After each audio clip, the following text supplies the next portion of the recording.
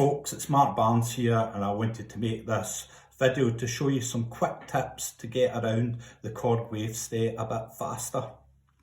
Okay, tip 1 is using the enter key for shortcuts. Okay, so for example, the first one I'm going to show you is I've got this drum beat loaded into layer A.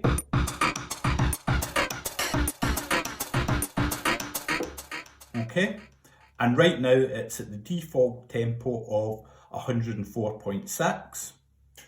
To quickly change the tempo, you can hold enter and press tap tempo.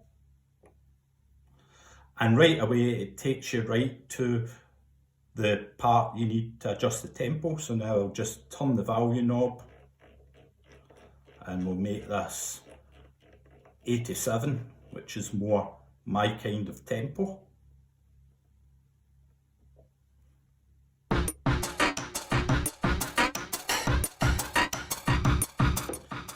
Okay, another shortcut holding the enter key is if I press the sample lane and I play the beat, you can see all the different steps in the sample lane moving along. We can solo a step to hear it. So for example, if I wanted to solo step A5, I would hold enter, press step A5, and now you just hear the sample that I've got set at step A5. So if I wanted to change it, so just change it to the next one. So that's different. Okay, and then to get out of that, press enter in A5 again. And now when I play, you can hear there's a different sample on step A5. Okay, another useful shortcut holding the enter key is for setting up your keyboard zones. So if I press performance, go to the main menu and then shift a long one. Oh, I've clipped something. Shift plus velocity zones and go to keyboard zones. Say I wanted this beat to only be triggered with the bottom octave, and I wanted to keep these two octaves blank, I can hold enter and set a keyboard zone. So if I wanted to stop the beat triggering at that note, I would just press enter on this keyboard zone and it automatically changes to the note I play. And now when I play the beat, you can see it's only triggered in the bottom octave of the keyboard.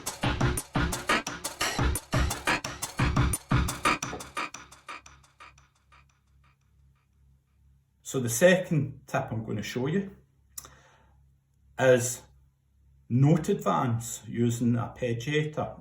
So if I just go back to an initial performance, we have one layer that uses two samples, a sine wave and a sawtooth wave.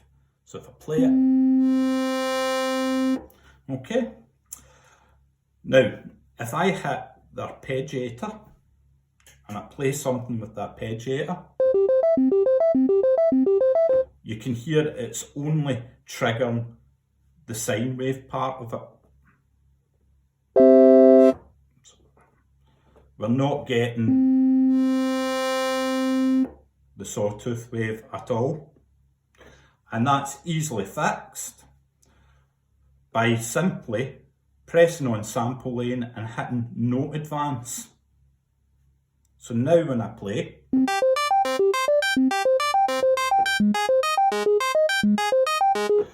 it's alternating between the sine wave and the saw wave. Okay, so in theory, you could actually have 64 different sounds being triggered with your arpeggiator at different points, which is pretty cool. So tip 3 is how to access all the different effects. And this is simple, but it wasn't obvious to me at the start. So if I hit delay, for example, I double tap it, I'll put a delay on this initial patch.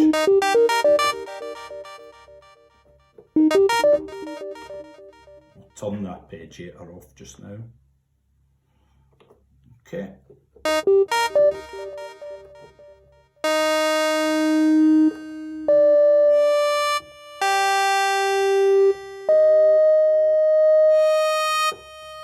So you can hear it's got the default delay setting on it, okay?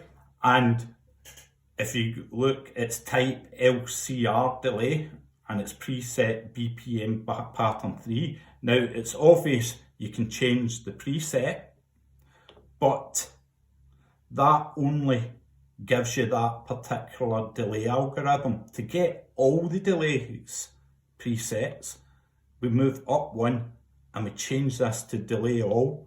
And now when we go into the presets, every delay preset is there. So one of my favourites that I use all the time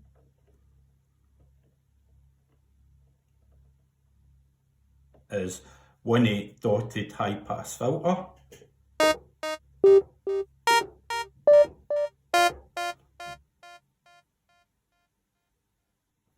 Okay, so the next tip I'm going to show you is how to trigger the envelopes on each step of your sequence. So if I play this sequence I've got just with the default sine wave,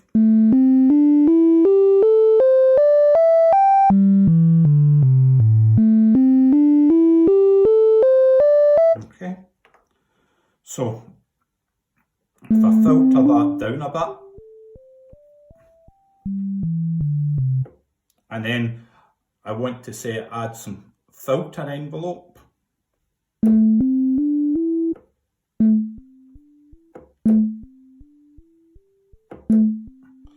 You can hear that the filter envelope is only triggering when I press a key. So to make it trigger in each step, this is fairly simple but not obvious, and I have to say it completely changed my sound design when I worked this one out. Is we press and filter envelope, and if we page along twice, you'll see trigger source is off. So we need to turn the volume knob and we need to page to where it says generator, and then down to step pulse.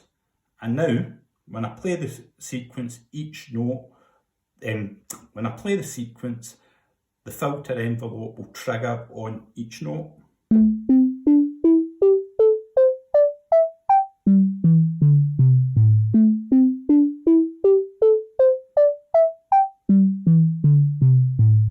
Okay, which brings me to the next tip that I'm going to show you, and that's the random order. So this sequence I have just now sounds a bit like someone practicing their scales. So if I hold shift and press note advance, random order gets illuminated, and now when I play the sequence, okay, the pitches will come in a random order.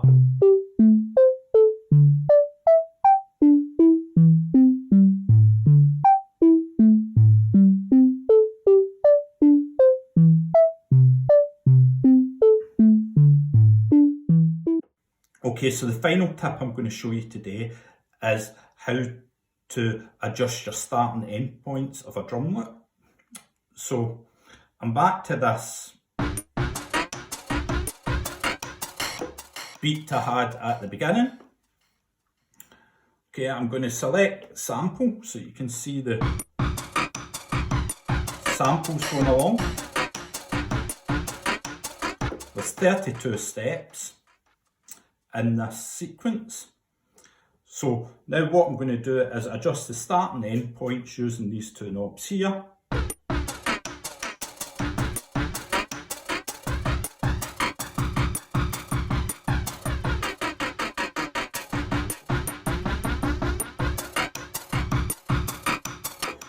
So you can create some interesting rhythmic stuff doing that. Now what's even better is if we assign what these two knobs are doing here to a couple of performance knobs, and that means we can affect only this layer without affecting your other layers. So how we do that is we hit mod and plus, we turn sample start knob, and then I'm going to use this knob 7 here to control the start. Hit enter. I'm going to put the intensity up full, which is 31. It'll always be 1 less than your total amount of steps. I'm going to repeat that step and do mod plus, and this time I'm going to do it at the end and assign it to knob 8. Hit enter and turn the intensity up to 31. Okay, let's see if this works.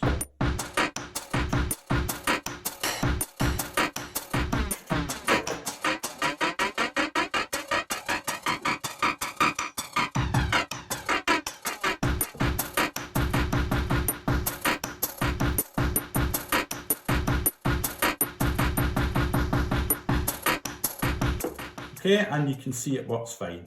I hope these quick tips have been a help to you. Okay, any other questions, please feel free to comment. I'll do my best to answer them. Thank you.